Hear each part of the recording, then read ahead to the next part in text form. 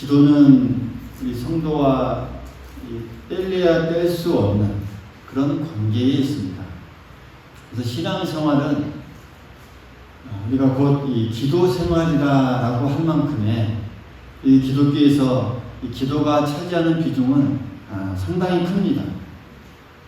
그래서 우리는 여러 모양으로 기도하죠.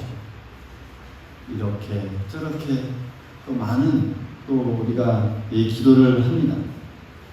그런데 문제는 응답받는 기도가 우리에게 많지 않는다는데 우리에게 문제가 늘 있죠.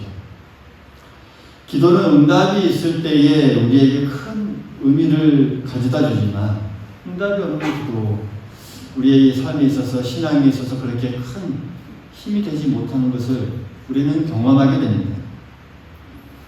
오늘 본문을 보면 기도하는 우리에게 세 가지 교훈을 주고 있습니다. 믿으라, 의심하지 말라, 그리고 용서하라 라는 큰 주제를 우리에게 줍니다. 그러니까 기도하는 우리가 또 응답을 구하고 늘 하나님께 나아가는 우리에게 크게 세 가지 이 조건. 그러니까 이 세 가지는 하나님께 우리가 기도하고 응답받는 능력 있는 기도의 비결이기도 합니다. 오늘 우리의 이 기도의 자세와 우리의 이 기도하는 이 모습, 또 우리가 잘 우리 자신들을 살펴보면서 또 말씀을 통해 주시는 그런 주님의 깊은 뜻을 깨달아서 우리가 기도할 때마다 응답으로 이어지는 그 능력 있는 기도 우리가 해나아갈 수 있기를 간절히 소망하겠습니다. 오늘 말씀에 보면 먼저 믿으라 라고 말씀합니다. 22절에도 보면 하나님을 믿으라, 23절에도 보면 그 말하는 것이 이룰 줄 믿고, 또 24절에도 보니까 기도하고 구하는 것은 받은 줄로 믿으라. 그러니까 믿으라, 믿으라 라고 강조하고 있습니다. 그러니까 이 구절들을 쭉 살펴보면 누구를 믿을 것인가? 어떻게 믿을 것인가? 믿고 구하면 어떻게 되는가? 이것을 우리에게 말씀해 주고 있습니다. 그러니까 기도하는 우리에게 먼저 하나님을 믿으라라고 강조하고 있죠. 하나님을 믿으라. 중요한 것은 이 하나님이 어떤 분인가, 우리가 믿는 하나님이 어떤 분인가 하는 것인데 그것은 성경에 우리에게 다 가르쳐주고 있습니다. 그러니까 창세기에서 요한계시록까지 성경을 쭉 보면 하나님이 어떤 분인가에 대해서 설명하고 있는 것이죠. 그래서 성경은 하나님이 누구시고 어떤 분인가라는 것을 설명해주는, 우리에게 안내해주는 책임입니다. 천지를 말씀으로 창조하셨고 능력으로 다스리고 인간을 창조하시고 그들을 죄에서 구원하신 그 하나님, 그리고 이 세상을 심판하신다는 것과 또한 영원한 천국을 준비하신다는 것이 성경 전체의 흐름이며 가르침입니다. 그 하나님을 믿으라는 것이죠. 그 하나님을 믿으라. 이 성경을 전체를 쭉 살펴보면 이렇게 믿음 혹은 믿는다라는 이런 이 믿음에 대한 이 동사와 명사가 약 한 550회 정도 나옵니다. 아주 많이 나오는 것이죠.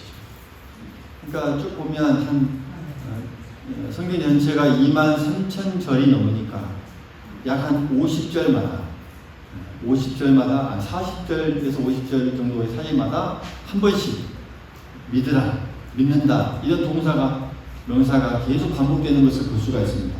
상당히 많은 이 단어죠. 그러니까 성경이 그토록 강조하는 그 믿음, 그것이 무엇인가? 우리가 하나님을 믿는다는 것이 무엇을 의미하는가? 참 중요합니다. 여러분, 이 믿음이 무엇일까요? 믿음이 무엇일까요?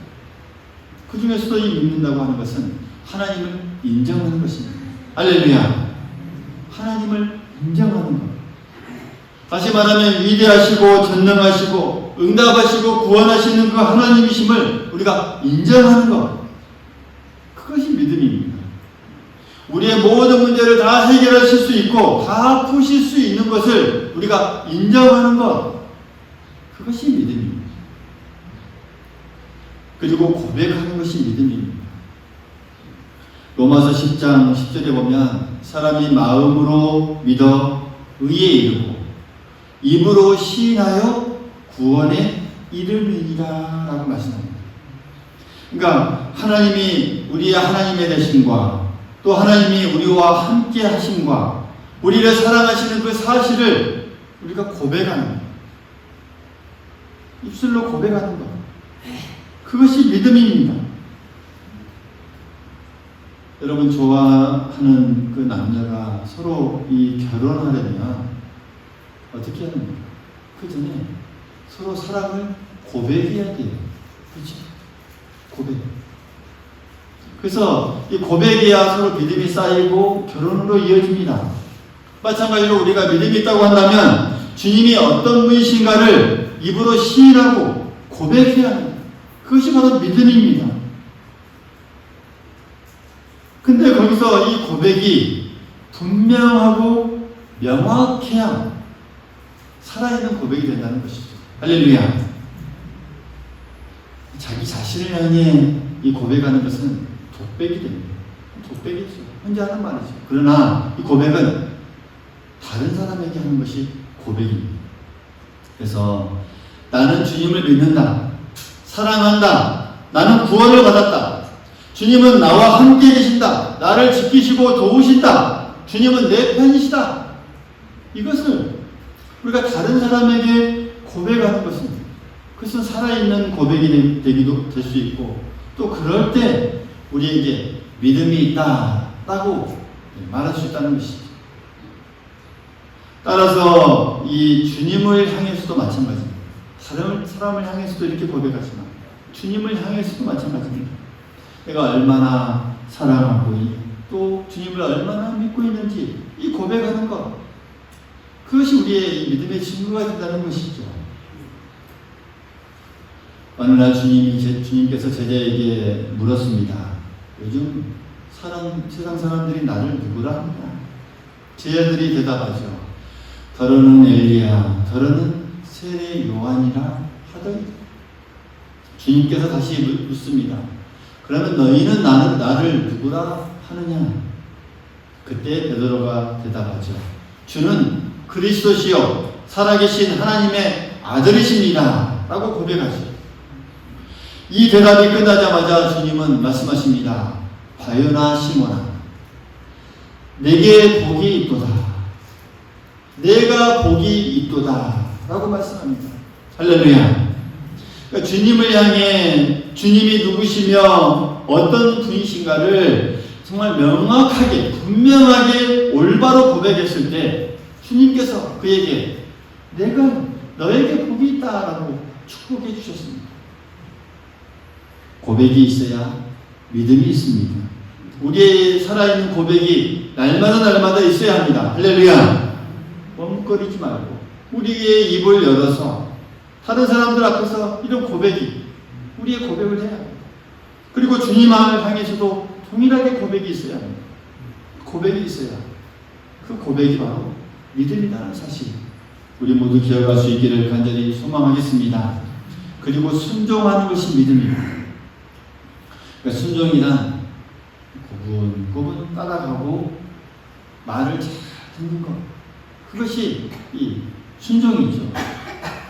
그러니까 주님을 따라간다고 할 때 주님을 따라간다는 것은 군사가 대장을 따라가듯이 그냥 아무 의견 없이 따라가듯이 우리의 대장 되시는 그 주님을 믿고 따라가는 것입니다. 하인이 주인을 따를 때 자기의 의지와 생각을 다 버리고 주인이 가자는 대로 그저 따르듯이 우리의 주인이 되신 주님을 따르되 우리의 모든 생각과 의지를 다 버리고 따라가는 것, 이것이 믿음입니다.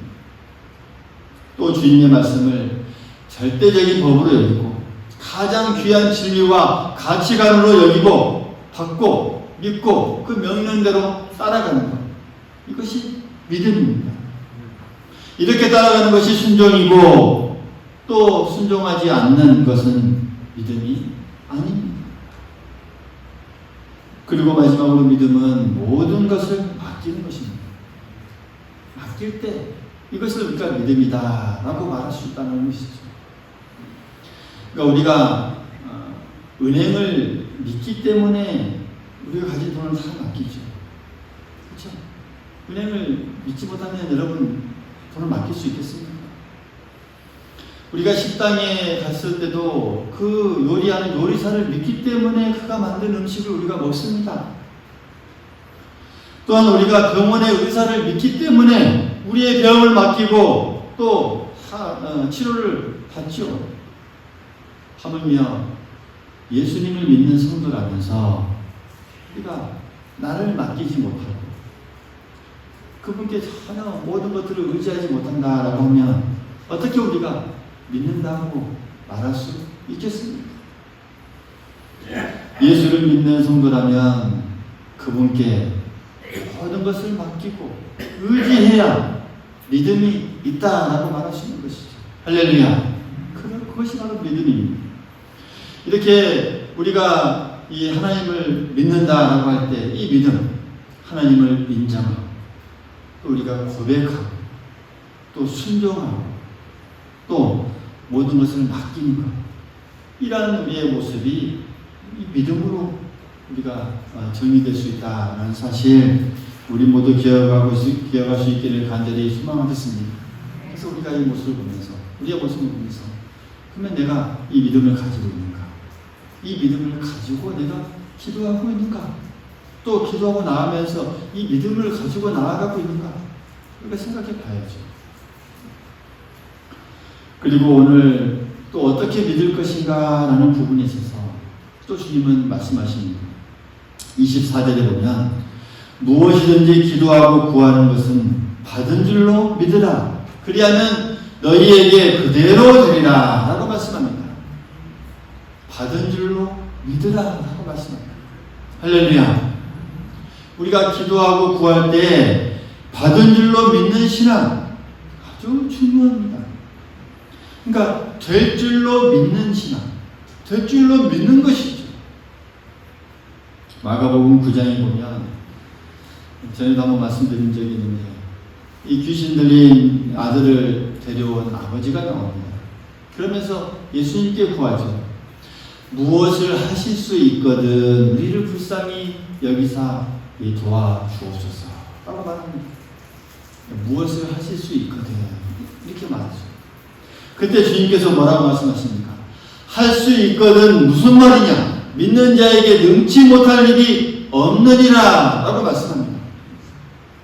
살짝 뿌리 있는 말씀이라고 말씀드렸죠. 그러니까 무엇을 하실 수 있거든 이라고 생각하는 그 연약한 믿음, 그러니까 받을 줄로 믿지 못하는 그런 이 연약한 믿음의 고백, 예수님의 그런 깨우쳐주는 말씀을 통해서 그는 이 잘못된 믿음을 깨닫고 다시 소리질러서 내가 믿나이다 나의 믿음 없는 것을 도와주옵소서 라고 기도하자 그가 응답을 받는 그런 우리가 이 모습을 이 마태복음 9장에서 우리가 바라볼 수가 있습니다. 주님은 어떤 것을 하실 수 있고 어떤 것은 하실 수 없는 분이 아니십니다. 할렐루야. 그래서 우리가 기도해도 문제가 해결되지 않을 때는 주님께서 능력의 한계가 있기 때문이 아니라 내 기도 쪽에 이 문제가 있음을 우리는 깨달아야 합니다. 우리는 기도할 때 이러한 믿음과 고백이 분명히 합니다. 주님은 모든 것을 다 해결하실 수 있습니다 라는 그런 고백, 그런 이 믿음이 있어야 합니다. 나는 그렇게 믿습니다 라고 하는 그런 이 믿음의 고백, 주여 내가 믿나이다 라고 하는 그 믿음으로 우리가 기도하면서 나아가야 한다는 것이죠. 이 믿음의 결과가 오늘의 말씀처럼 그대로 되리라 라는 그런 결과입니다. 그대로라고 하는 이 말씀, 다시 말씀드리면 구한 대로 믿는 대로 라는 그런 말씀의 의미가 있는 것이죠. 요한복음 14장 13절에 보면 너희가 내 이름으로 무엇을 구하든지 내가 행하리라 라고 말씀합니다. 그 다음 주에도 보면 내 이름으로 무엇이든지 내게 구하면 내가 행하리라 다시 반복합니다. 그러니까 주님의 이름으로 무엇이든지 구하면 주님께서 행하신다는 사실이죠. 그러니까 오늘의 24절의 말씀과 같은 맥락이죠. 놀라운 우리에게 주는 축복의 말씀이죠. 주님의 이름으로 구하면 주님께서 행한다고 하는 것, 우리에게 얼마나 큰 위로가 되고 힘이 되는 말씀입니다. 우리가 이 세상을 살아보았지만 이 세상을 살아가면서 우리가 원하고 바라고 구하는 대로 되는 게 그렇게 많이 있습니까? 많이 없습니다. 우리는 많은 것들을 또 원하고 살아가지만 그렇게 되는 거 없습니다. 그런데 받은 줄로 믿고 그 믿음으로 기도하면 그대로 되리라라고 말씀하고 있는 거, 우리에게 얼마나 큰 힘이 되고 능력이 되는 말씀입니다. 믿음의 그 능력과 기도의 능력이 바로 여기서부터 시작됨을 우리 모두 믿을 수 있기를 간절히 소망하겠습니다. 믿으면 그대로 됩니다. 기도하면 그대로 될 줄 믿습니다. 받은 줄로 믿고 기도하는 우리 모두가 될 수 있기를 간절히 소망하겠습니다. 그리고 능력 있는 기도의 이 두 번째는 의심하지 말라라는 말씀입니다. 23절의 말씀. 이거 보면 의심하지 아니하면 그대로 되리라. 할렐루야. 따라해 봅니다. 의심하지 아니하면 그대로 되리라. 그대로 되리라. 그러니까 이 그대로 되리라라고 하는 이 말씀 앞에 의심하지 아니하면이라는 조건이 붙어 있습니다. 그러니까 우리는 또 인간은 기도하면서 참 많은 이 의심거리가 우리에게 주어짐을 또 다시 한번 깨달을 수 있습니다. 그러니까 의심을 헬라어로 말하면 디아크리테라고 하는 이런 단어입니다. 그러니까 이 뜻을 보면 이 가닥을 잡지 못하고 우왕좌왕하는 것입니다. 가닥을 잡지 못하고 우왕좌왕하는 것. 그러니까 우리가 예전에 뭐 볏짚단을 꼴 때도 가닥을 잘 잡아야죠. 근데 이것을 이렇게 이렇게 못 잡고 이게 가닥을 못 잡고 그냥 우왕좌왕하면은 그것이 잘 꼬아지지 않습니다. 그러니까 반대로 믿는다는 말은 또 그렇습니다. 흔들리지 않고 확신하는 것을 또 말합니다. 그러니까 이 신앙의 이 가닥을 잡지 못하고 우왕좌왕할 때 이렇게 의심이 우리에게 있어진다는 사실이죠. 그러니까 이 의심은 우리의 불행의 원인이 되고 또 불신의 원인이 되고 실패의 원인이 된다라는 사실입니다. 부부도 우리가 서로 믿고 살아야 행복합니다. 목회자와 교인도 서로 믿고 살아야 행복합니다. 의심하면 의처증이 생기고 의심하면 가정에 불화가 생기고 의심하면 교회와 신앙이 또 흔들리게 됩니다. 오늘날 우리가 이 땅을 살아가면서 또 이 사회에 보면 만연하게 퍼져 있는 것 중에 하나가 운세를 보고 또 점을 보고 또 궁합을 보는 것. 이것이 아주 자연스럽게 어떻게 보면 하나의 문화처럼 흘러갑니다. 참 좋지 않는 그런 문화 중에 하나죠. 이것이 철저히 산업화되고 기업화되어 있습니다. 그러니까 이 어떤 이 관광지도 가보면 이것이 다 있어요. 이것이 장난처럼 뭐 하나의 게임처럼 다 곳곳에 퍼져 있는 것을 볼 수가 있습니다. 뭐 휴대폰으로도 아주 쉽게 이것을 우리가 또 볼 수도 있고 인터넷은 물론 또 뭐 예능 프로를 볼 때마다도 뭐 하나의 뭐 가볍게 문화처럼 이것이 그저 자연스럽게 우리에게 퍼져 나가는 것을 볼 수가 있습니다. 신문도 보면 온통 이런 광고로 다 소비되어 있습니다. 그러니까 성경은 철저하게 우리에게 이것을 경고합니다. 이런 점이나 사주를 보고 무당을 찾아가는 것, 이것을 경고하고 있습니다. 왜요? 이것은 하나님을 의심하는 행위이기 때문에 하나님을 의심하는 것이고 다른 것을 의지하기 때문입니다. 그러니까 예수를 우리가 믿고 나아간다고 하면서 그 의심을 가지고 하나님을 의심하는 마음을 가지고 뭐 사주팔자를 보고 점집을 드나들고 무당을 찾아가는 것, 철저히 하나님을 의심하는 그 불신한 행위라는 사실 우리 모두 기억할 수 있기를 간절히 소망하겠습니다. 의심하면 그대로 안 됩니다. 할렐루야. 그러나 의심하지 않고 믿으면 그대로 될 줄 믿습니다. 의심하지 않으면 그대로 됩니다. 그리고 마지막으로 보면 오늘 우리에게 말씀합니다. 25절의 말씀을 같이 한번 또 읽어보시죠. 25절의 말씀입니다. 서서 기도할 때에 아무에게나 행위가 있거든 용서하라. 그리하여야 하늘에 계신 너희 아버지께서도 너희 허물을 사하여 주시리라 하시니라. 아멘. 마지막으로 우리에게 응답받는 그 능력 있는 기도 중에 하나가 바로 용서하라라고 말씀합니다. 그러니까 용서가 응답받고 능력 있는 기도의 조건임을 오늘 우리 말씀 속에서 우리에게 가르쳐주고 있습니다. 그러니까 만약 어떤 사람에 대해서 어떤 이 불평이나 불화, 다툼, 이 미움 등 이 그런 것들을 가지고 있는 한 기도는 하나님께 상달되지도 않고 또 응답도 안 된다라는 말씀을 우리에게 분명하게 말씀해 주고 있습니다. 그리고 우리는 마태복음 16장 19절의 말씀을 기억할 수 있습니다.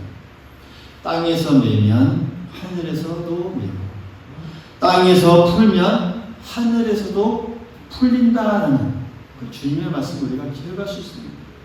그러니까 우리 이 땅을 살아가면서 이 땅이 우리의 용서라고 하는 부분이 얼마나 큰 신앙의 영역인지를 또 믿음의 영역인지를 우리에게 잘 가르쳐주고 있습니다.